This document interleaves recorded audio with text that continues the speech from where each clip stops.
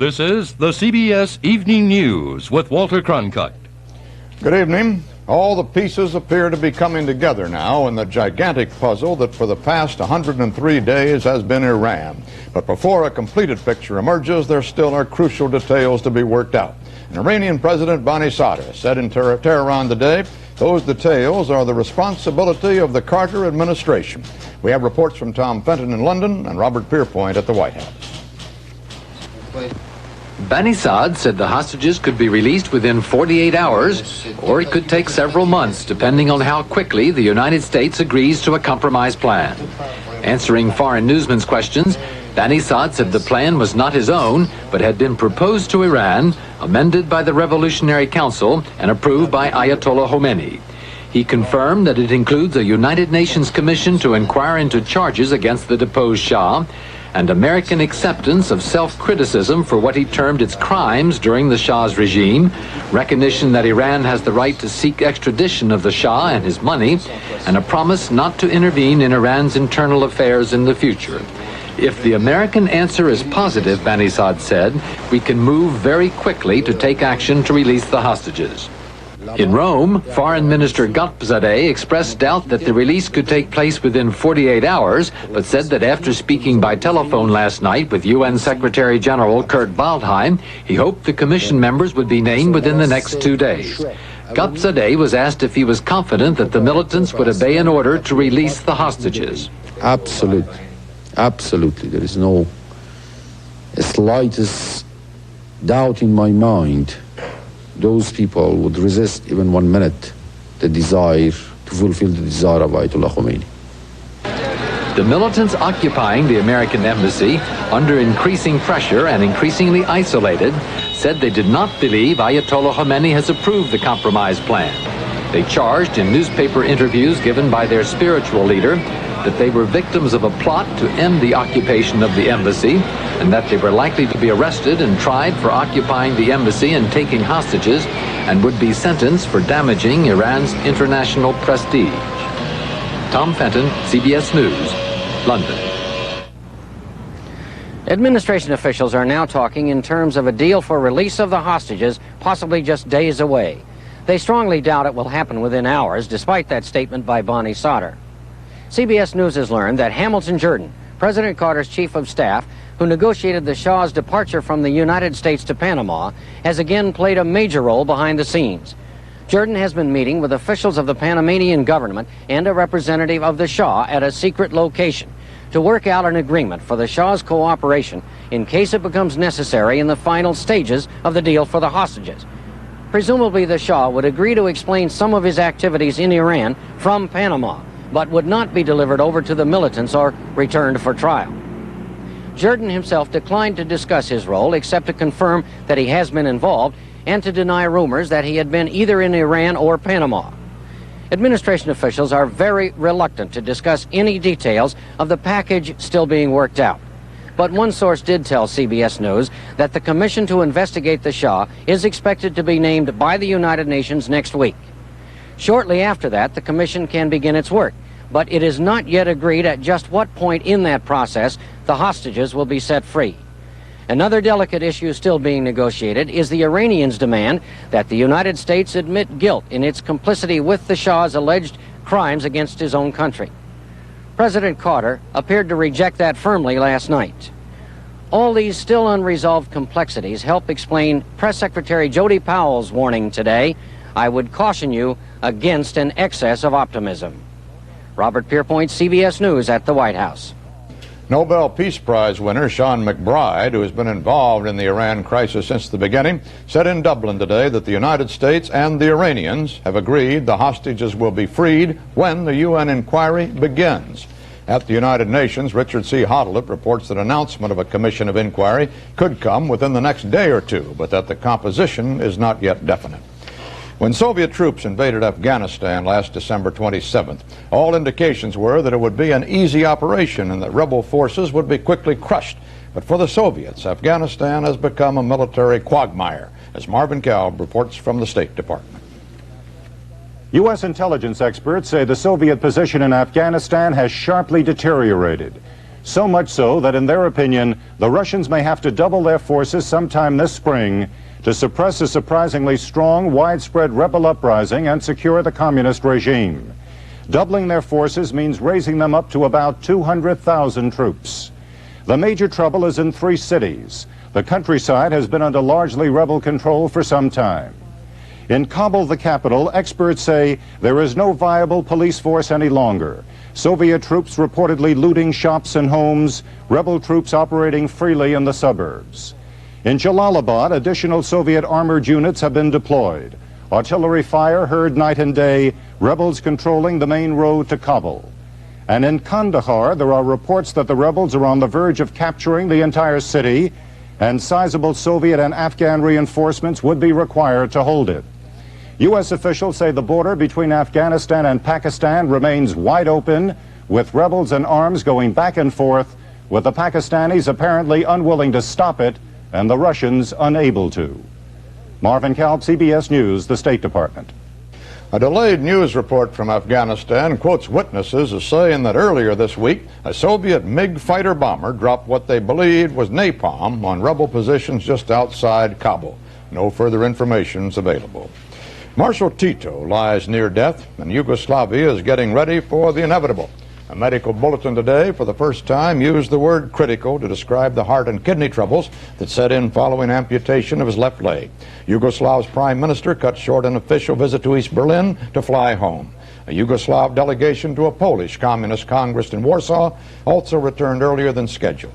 Plans were made long ago for a 24-member presidium to rule during a transition period after Tito. Excuse me. Aren't you Robert Young?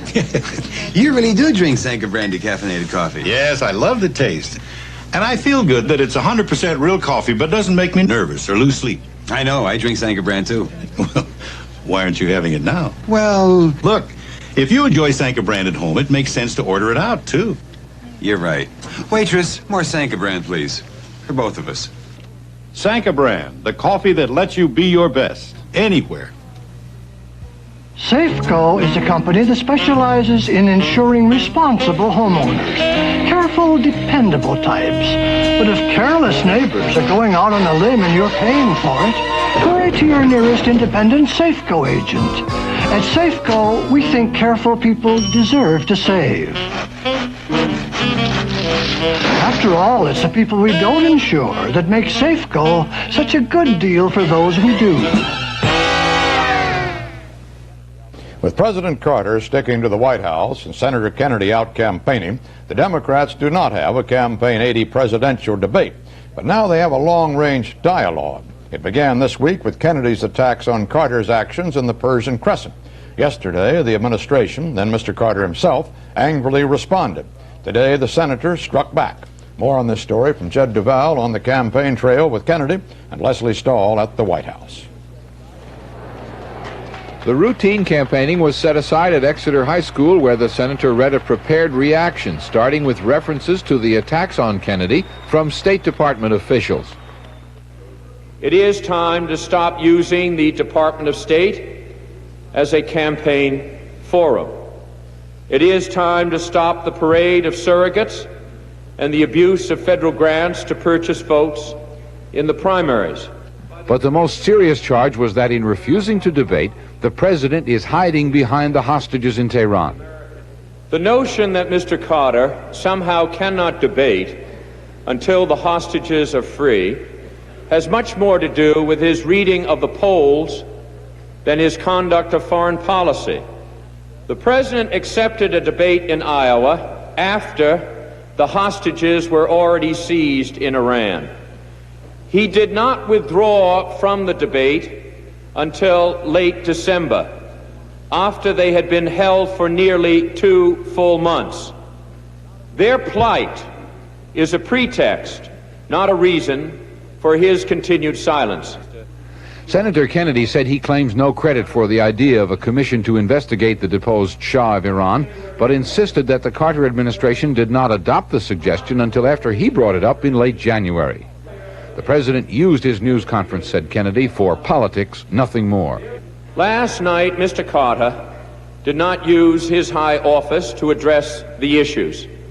Instead, he misused the office to launch a personal political attack that was factually inaccurate. So political, Kennedy claims, that he is asking the networks for equal time to reply. In 1980, I will reject the course of false patriotism. I will continue to express my views on foreign policy with candor and with a commitment to what is in the best interest of our country. Finally, those who so relentlessly use the word truth should at least respect the truth in their own campaigns. While Senator Kennedy said he was disappointed in President Carter's news conference, his aides on this campaign are delighted. They think they've caught President Carter in an error, using strong language instead of being, as they said, lofty. Jed Duval, CBS News, with the Kennedy campaign in Exeter, New Hampshire.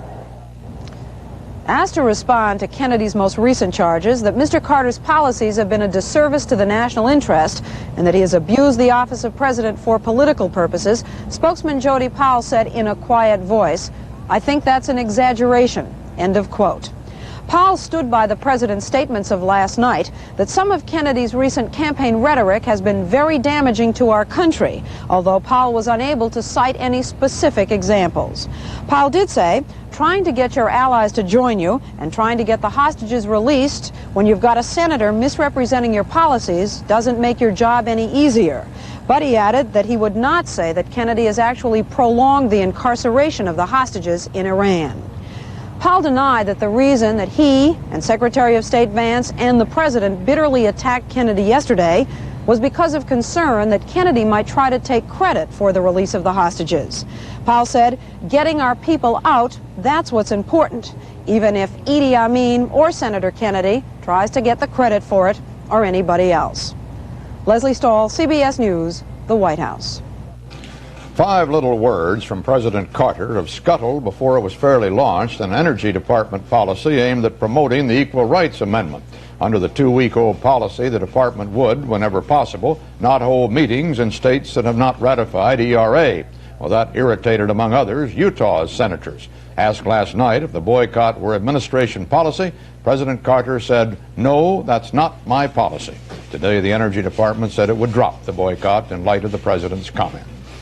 2 big oil companies were socked heavily today for business irregularities. In Washington, Standard Oil of Indiana, which markets Amoco, settled Department of Energy charges of overpricing for $280 million. As part of the settlement, Standard Oil will refund $29 million to large customers and give the government $71 million to be distributed to the poor in a manner still to be determined.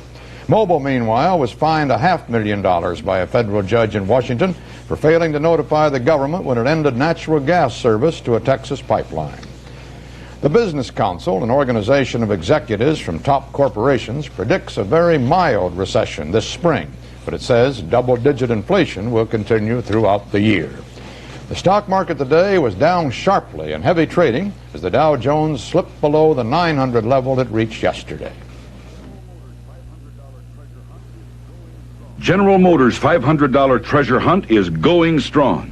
Just find, buy, and take delivery of any new 79 model Chevrolet Impala or Caprice, Pontiac Catalina or Bonneville, Oldsmobile Delta 88, Buick LeSabre, GMC or Chevy van, and GM will give you $500. But supplies are short. You may have to shop to find one that suits you. Get a great 79 GM car, wagon, or van. A great deal and $500. Here in Emilia, to make a good wine, you need a blend of Marani grapes, Salamino, Maestri, and Monterico. But to make a great wine, you need the missing grape, the Lanciolotta. Riuniti adds the Lanciolotta because only Riuniti can grow it to perfection. This missing grape makes Riuniti the best-selling imported wine in America. Pure and natural Riuniti, also in white and rosé. If you haven't tried Riuniti, you don't know what you're missing. The Nuclear Regulatory Commission today ordered officials at 3 Mile Island to explain 2 leaks of radioactive gas this week at the crippled nuclear power plant. As Charles Crawford reports, the leaks yield questions and suspicion. The second leak occurred in the same auxiliary building adjacent to the reactor involved in last year's nuclear accident. This time, a pump that ran for 16 hours and a broken valve seal are blamed for the release of radioactive gas into the air over 3 Mile Island. Internal monitoring instruments indicated there was a leak.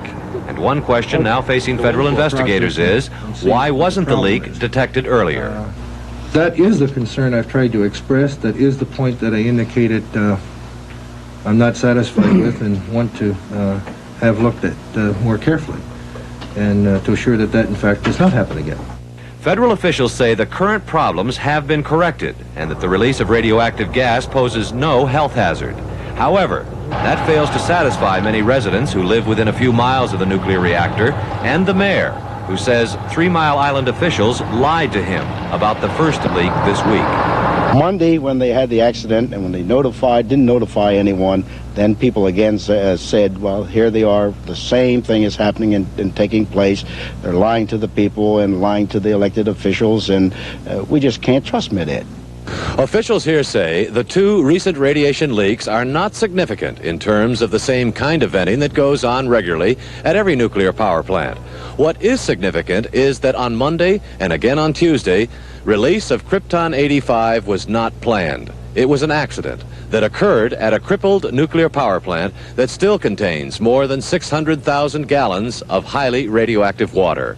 Charles Crawford, CBS News, Middletown, Pennsylvania.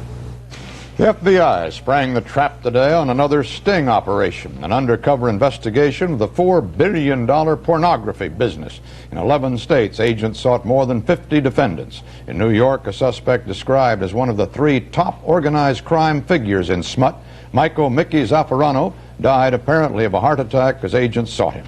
Martha Teichner reports. FBI agents bought the films and tapes with more than $400,000 provided by the Justice Department and the Motion Picture Association of America. The evidence fills a room at FBI headquarters in Miami, where agents operated this latest FBI sting operation for 2.5 years. They set up a dummy storefront, called it Gold Coast Specialties, and wired it with tape recorders and videotape cameras. The cover story we used in the neighborhood where it was is that it was a blue jean distributorship. We're buying wholesale and going to sell retail. The film would come in. We never sold anything. We kept everything that we got in. As our people met more and more people in the pornography industry, these other people would introduce them to more, and it just spread around the country. During their investigation, the FBI stumbled on and bought more than 40 submachine guns. They say that Operation MyPorn also led them to other cases involving murder, arson, and the traffic in stolen goods. The techniques used by the FBI in Operation MyPorn were similar to those used in Abscam, but because of criticism of the way Abscam was leaked to the news media, the FBI admits being extra careful handling this case. Martha Teichner, CBS News, Miami. They're calling another undercover investigation Intersting. It's an international operation aimed at detecting sales of grain to the Soviet Union that violate a boycott agreement agreed upon by major exporting countries. Agriculture Secretary Berglund announced the investigation but refused to give details, calling it really super high-secret stuff. Targets include big multinational companies doing business in the United States, which might be tempted to conceal sales to the Soviet Union. Most of Chicago's 4,300 firefighters walked out of station houses in a contract dispute today. The first strike by Chicago firefighters left fire protection in the nation's second-largest city up to supervisory personnel, other city workers, and a few non-strikers. In the first hours of the walkout, there were no major fires in the city, but Mayor Jane Byrne called the walkout a sad and sick day.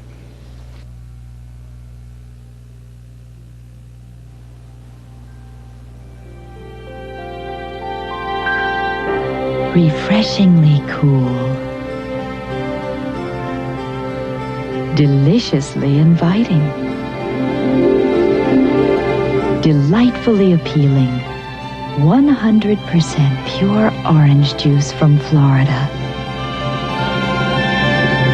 It isn't just for breakfast anymore.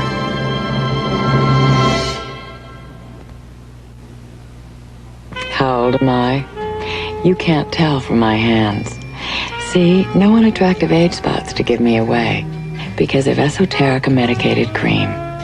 Esoterica works below the skin surface to help safely fade brown spots that appear as we grow older. If you use it every day as directed, in 6 weeks your skin can be clearer and younger looking. Look at your own hands right now. Try Esoterica for skin that says beautiful things. That Ford Motor Company trial on reckless homicide charges today heard a former government official call reasonably safe the Pinto in which 3 young women were killed. But safety standards as set by the federal government came under sharp attack. Bob McNamara reports from Winamac, Indiana. Today, Ford attorneys called in Douglas Toms, former head of the National Highway Traffic Safety Administration. His testimony, an effort to show that the 1973 Pinto was unfairly singled out for having many of the same key crash weaknesses that existed in other subcompact cars that year. Questioned by the defense, Tom said the 1973 Pinto conformed to acceptable industry safety standards when it was built, and he said it should not have been necessary to recall the car to correct its alleged safety defects. But under cross-examination, Toms conceded there were no federal safety standards regulating Ford when the 1973 Pinto was produced, and at the time, he told the jury, it was the sole responsibility of the manufacturer to make a safe car. Later, the trial moved from the courtroom to the courthouse basement, where rear quarter sections of 4 comparable subcompact cars are displayed by Ford. Here, witness Toms said in many ways the 1973 Pinto's structure and fuel system were superior to the other cars. But the prosecution contended the Pinto's fuel system was the weakest of the lot. Also today, prosecutor Michael Cosentino said juries like the one in this trial should have the right to set higher auto safety standards than the government. And for the first time, 12 citizens are going to set the standard. It's not going to be some bureaucratic agency in Washington that takes 3 or 4 years to do anything to set the standards. It's going to be 12 consumers. But defense attorney Malcolm Wheeler said that's unfair. Is that the law doesn't permit that, and that it would wreak havoc on the economic community in the United States, and that it causes tremendous problems and difficulties for manufacturers of products. It's Ford's contention the 1973 Pinto's fuel tank was put in the safest possible place in the car because, as company witnesses said, rear-end collisions kill fewer than 200 of the 55,000 people who die in U.S. traffic accidents each year. Bob McNamara, CBS News, Winamac, Indiana. Sunday's Daytona 500 is something like the Super Bowl of stock car racing, an event that attracts 100,000 persons each year to Daytona Beach, Florida. But tragedy marked a qualifying race today as a car driven by Ricky Knotts of Paw Paw, Michigan, bounced off an inside retaining wall after first hitting the outside wall. The 28-year-old Knotts died instantly of massive head injuries. Officials were not sure if his car collided with another before going into the wall. Knotts had been racing since he was 14. 3 bombs exploded in Rhodesia today as that country's white population voted for parliamentary seats in a new black majority government. The first bomb went off in a black township near Salisbury, killing 2 persons. 2 hours later, 2 more bombs exploded in 2 integrated churches. Casualties there not known. Former Prime Minister Ian Smith's party won in a landslide. Young leftists today abandoned the Panamanian embassy in San Salvador, which they seized yesterday. 3 hostages, including Panama's ambassador, were released unharmed. In Washington, State Department officials said the United States will resume armed shipments to San Salvador to bolster the moderate military junta ruling the country. And U.S. Army training teams may be sent to instruct the Salvadorians in the use of advanced equipment. Well, it was a Cinderella finish in the men's downhill ski race at the Lake Placid Olympics today. Leonhard Stock of Austria, who came to the Winter Games as the 5th member of a 4-man team, won the gold medal in the downhill event. Earlier this week, the 21-year-old Stock posted the fastest time in the practice runs, and yesterday won a place on his country's team. The silver medal went to Austrian Peter Bernsberger, the bronze to Canadian Steve Podborski.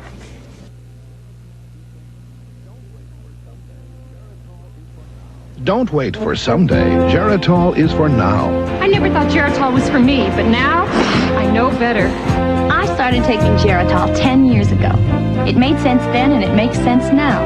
That's why I take a Geritol tablet every morning to be sure I get enough iron and vitamins. Geritol, America's #1 iron and vitamin supplement with more than double the iron of any ordinary supplement and important vitamins. Don't wait for someday. Geritol is for now. Geritol, every day. These hands are building the 20th century. They belong to a craftsman of the United Brotherhood of Carpenters, and they're building more than houses, docks, factories, schools, and industrial products. They're building the whole North American way of life, shaping social equality for all, hammering out better working conditions for everyone, reaching out whenever needed in their communities. They hold the kind of values it takes to be an American. The United Brotherhood of Carpenters, we're building the 20th century, in many ways. The origins of Valentine's Day seem shrouded in about as much mystery as the emotion it celebrates. But there seems little doubt that the mores of the day would upset St. Valentine, the legendary patron of lovers. Charles Osgood has a borrowed word for it. Language, like nature, abhors a vacuum. And since there's been no good word to cover the situation that used to be known as living in sin, the folks over at the Census Bureau are making what is sure to be an invaluable contribution to our vocabulary. Possil Q. Person of opposite sex sharing living quarters. So simple, so non-judgmental, and in its own way, sort of poetic, too. There's nothing that I wouldn't do if you would be my Possil Q. You live with me and I with you, and you will be my Possil Q. I'll be your friend and so much more. That's what a Possil Q is for. And everything we will confess, yes, even to the IRS. Someday, on what we both may earn, perhaps we'll file a joint return. You'll share my pad, my taxes joint. You'll share my life, up to a point. And that you'll be so glad to do, because you'll be my Possil Q. Come live with me and be my love, and share the pain and pleasure of the blessed continuity, official Possil Qity. And I will whisper in your ear that word you love so much to hear. And love will stay forever new, if you will be my Possil Q. Charles Osgood, CBS News, New York.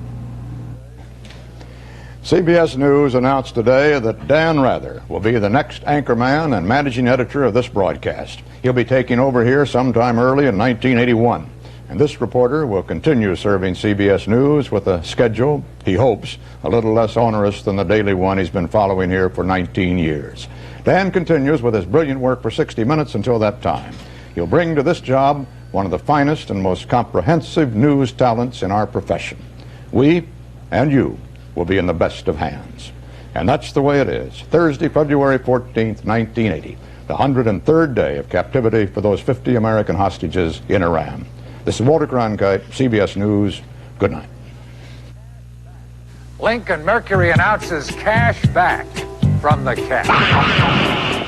The kind of savings you want on the kind of cars you need. Buy one of our high-mileage Zephyrs, Z7s, or Zephyr wagons, and you get $300 direct to you.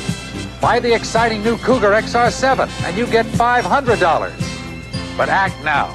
It's a limited time offer. Come, share our pride in these high-mileage Mercuries and get cash back from the cat. Burglary? Sure, it scares me. Fire? That worries me. Leaking gas? How can you tell? A medical emergency? What can you do? Now you can do something to help protect your family from all these dangers with the new First Alert Family Protection System. First Alert can warn you of intrusion, fire, gas, and medical emergencies. The new First Alert Family Protection System. It's all the protection you can ask for. First Alert from the professionals at Pitway. This has been the CBS Evening News with Walter Cronkite.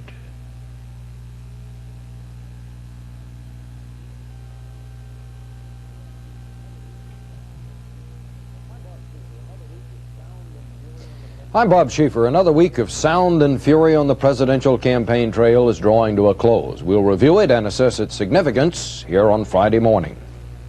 Tomorrow on CBS.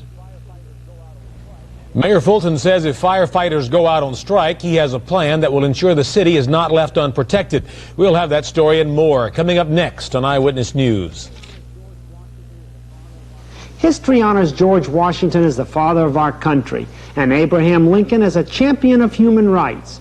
And Morris Showrooms is honoring both their birthdays with historic savings for you. With the purchase of any dining room suit, you get an extra chair for only $22. With a bedroom suit, a nightstand for just $22.